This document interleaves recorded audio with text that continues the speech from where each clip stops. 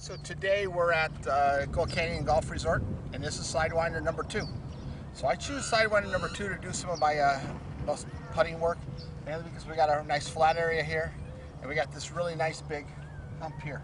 Okay, that hump starts right about here, and it goes down about 3.5 to 4 degrees. Okay, so from here down, you got 3.5 to 4 degrees going down. And it's a small hump here, but that hump is going to get larger and larger as we get back here. This is extremely important to try to figure out how much extra power or hump we're going to have to hit a ball up this hill. All right. More often than not, the most difficult putting that people have is getting up a hill. All right. So we have to figure out how much extra we have to do. Now, mathematically, we can do that. And so I'm going to have you. I'm going to just show you a couple of things that we're going to do.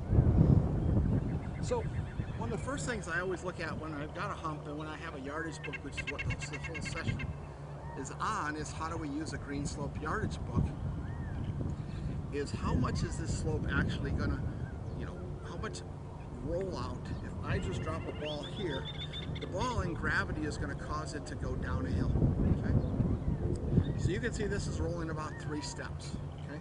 Doesn't matter where we drop it, it's still gonna roll out because again, it's on a slope somewhere in nature of 3.5 to 4 degrees. So what we have is we have a 1, 2, 3 steps, okay? That's how much rollout has gotten through here. Now the question is, how much more power do we have to give a ball to get up this hump, okay? That's the question, and that's what we're gonna look at today. Okay, so we have our perfect putter. And a perfect putter is designed to give it a perfect roll. This is about an even slope between me and the camera.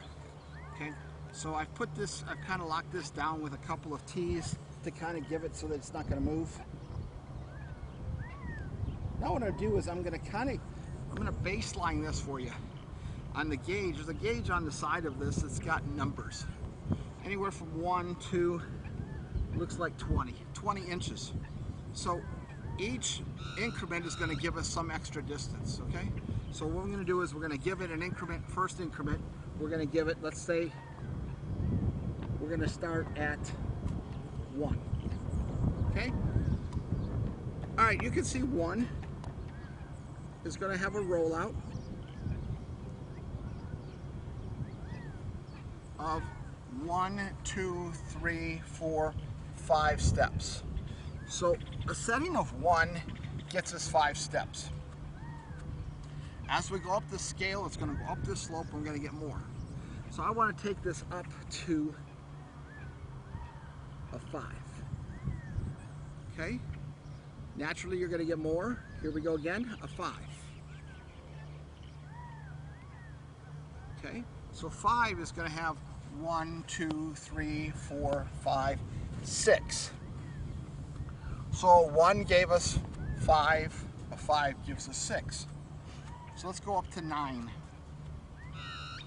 And again, we could take any number we want, but I'm going to just show you a couple of things because what we're going to do is we're going to look at how much oomph do we have to give this putt in order to get it up that hill. Okay? Let's go to a 9. Okay, so again, I'm just putting the ball at a number and I'm getting a certain rollout. 1, 2, 3, 4, 5, 6, 7. Okay? 1 gave us 5, 5 gave us 6, 9 gives us 7. Okay? So the perfect roller on a relatively flat surface. All right? So now let's go ahead and let's take a look at this putt that's going up this hill and try to figure out how much we've got to give it in order to get it up that hill. Okay? Okay, so once again, we're going to drop the ball. And you're going to see it's going to just roll down that hill. It's going to give us about a 3. 1, 2, 3. Okay. So now, what we did in the last section was put it on a setting of 1, and it gave us 5. 5 gave us 6, and 9 gave us 7. So let's take a look at what happens if we put it on a 1. Okay, so this is going to be about 1.5 the amount of energy of the downhill. Okay? It gets halfway there, then the ball comes back. How many times have we made a putt that gets up a hill and it just kind of stops or it starts rolling back at us? Okay? Here's again, here's a 1. It's going to roll up, and then here it comes. And here it comes, it comes back to our feet, right? All right. So that's 1.5 times the amount of energy to get up. Now we're going to do 6. We're going to set it at a 5, and that 5 is 6 steps. Okay, it came down 3 steps. Now let's put it at a 5. Close, but not all the way. Actually, that was actually much higher. Let's put it back at a 5 where I can see it now. All right, there's a 5. All right, let's put it at a 5 again. All right, so you can see the 5 gets up to the hill, but it still doesn't get to the top of the hill, and it rolls back at our feet. All right, so we know the answer. We're going to put it at a 9. 9 is right here.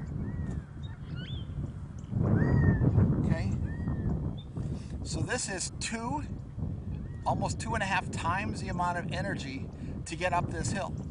How many times have you putted up a hill where you gave it 2.5 times the amount of the fall? Not many times, and that's why we leave most of our uphill putts short. Okay, so I want to just give that as an example, and as we go through this entire class, you're going to see us more and more talk about up and downhill and how we can use the perfect putter and how we can use the green book and the yardage book in order to give us the exact answers that we need to be able to hit it up the hill and get it to the hole. Okay. If you got any questions, give us a call here at Gold Canyon. I'm Russ Herndon, and you can see my website at the bottom of this. If you got any questions, please let us know. We'll talk soon.